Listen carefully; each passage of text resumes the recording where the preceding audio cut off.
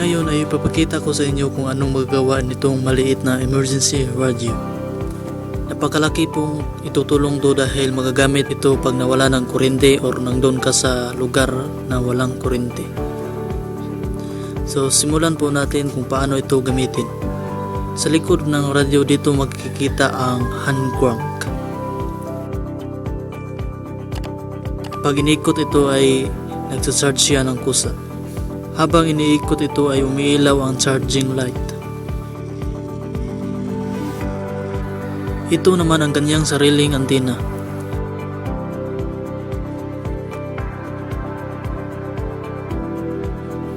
Ang volume ay nagsisilbing power on din.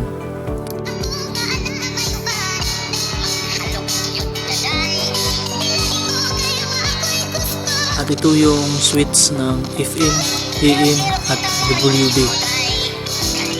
Kapag nasa tamang tuning ka din ay umiilaw ang tune.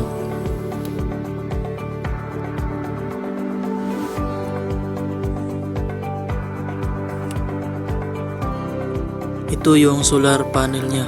Ilalagay mo lang ito sa init o liwanag ng araw.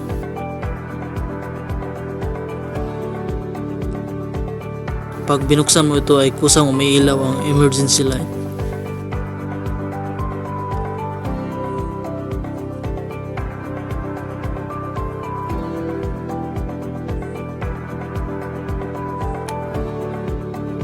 So ito ang switch ng flashlight on or off.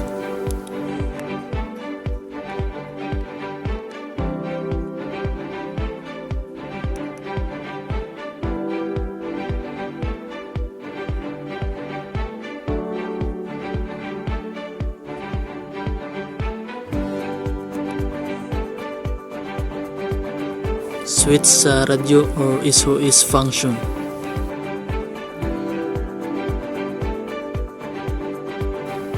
Dito naman ay pwede kang pumili kung anong gagamitin mong baterya.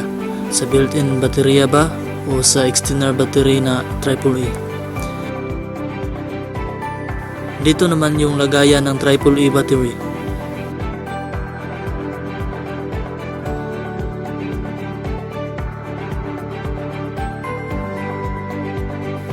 Sa gilid naman ay ang kanyang charging hub or charger port.